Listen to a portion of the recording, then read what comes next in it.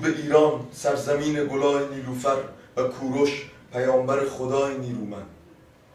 درود به شاعرها با اشعار پرمعنی و باحث همچون مولانا، فردوسی و سعدی و حافظ. درود به شهید و پرچمدار خاک ایران. درود به اونا که تو جنگ شدن خانه ویران. درود به جوونا که پر از فریاد آتشن، همون جوونا که امثال فرهاد آرشن. درود به فارس، ترکمن و لور و کرد و مازنی. درود به گیلک، بلوچ و قوم ترک آذری. درود به همه بچه های مصر و تونس، فلسطین و نواده های خضر و یونس. درود به بحرین، مردمی که چند دهه قبل ایرانی بودن حال اسیر چنبره غرب. زیر یوغ آل سعود با اسلحه گرم کشته میشن، سر در میارن از ته قبر. درود میفرستم به همه هموطنهای عزیزم. عماد قویدل هستم، خواننده رپ فارسی. بنده هم درود میفرستم خدمت همتون. حامد فرد هستم، خواننده رپ فارسی. پیش از هر چیز لازم میدونم تشکر کنم برای وقتی که گذاشتید و این ویدیو رو میبینید. حقیقتش نه من نه حامد دوست نداشتیم اولین ویدیو مسیجی که از ما میبینید گلایه باشه یا از یه اتفاق بد صحبت کنیم، اما داستان برمیگرده به اتفاقی که 2 هفته میشه که رخ داده و اون هم هک شدن صفحات شخصی و فنپیج هواداران یا فنپیج ما در فیسبوک که الان ما هیچ دسترسی به این صفحات نداریم و یه سری مطالبی هم داره در این صفحات عنوان میشه، پخش میشه که اصلا مسئولیتش بر عهده ما نیست.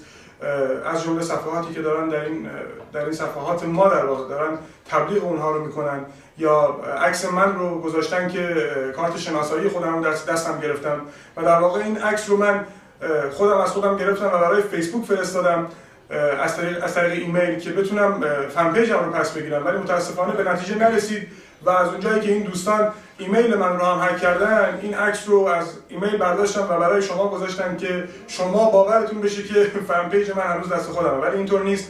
صفحات ما هک شده و بیشتر حامد میتونه توضیح بده.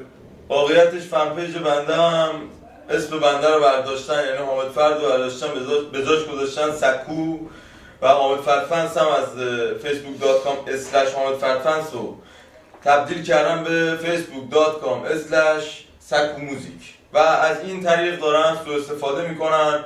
عماد عزیزم که فن پیجش به نام خودشه، همون عماد قویدله، ولی دیگه دست خودش نیست و به جای بنده به جای ایشون میان هر چیزی که دوست دارن مینویسن، تهش هم میذارن خاک پاتون حامد فرد، خاک پاتون عماد قویدل، در صورتی که اصلا روح ما هم خبر نداره از این قضیه. بعد به گوش ما میرسه. متاسفانه این چنین چیزی پیش اومده.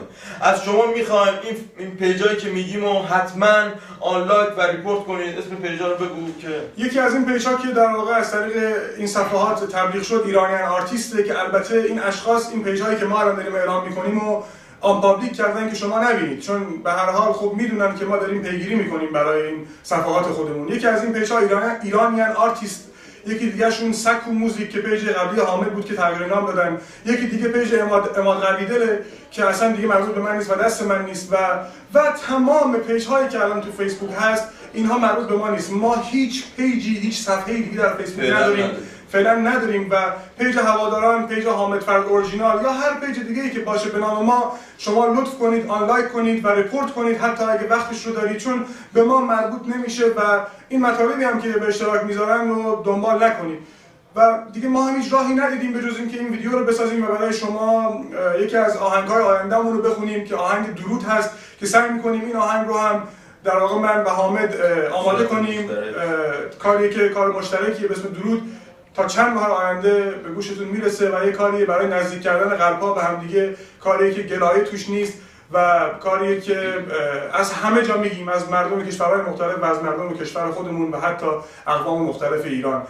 و حامد اشاره که در میاد حسابی به گوشتون هم میرسه. فقط اینکه ازتون یه درخواستی بنده حامد فرد و عماد قویدل داریم که این ویدیو تصویری رو حتما به اشتراک بذارید که به بقیه دوستای عزیزتون هم برسه و پخش بشه و حداقل تا جایی که ممکنه مردم باخبر بشن که این صفحات دیگه مربوط به ما نیست و دست ما نیست و هیچ صفحه‌ای در حال حاضر تا اطلاع ثانوی که باز اونو از طریق ویدیو به شما اعلام می‌کنیم نداریم در فیسبوک هیچ صفحه‌ای و سایت من emadqavidel.com تنها راه ارتباطی من و حامد هم رفیق نزدیک منه و هر خبری باشه از حامد، از خود من، از آهنگامون در همین وبسایت من اعلام میکنم emadqavidel.com.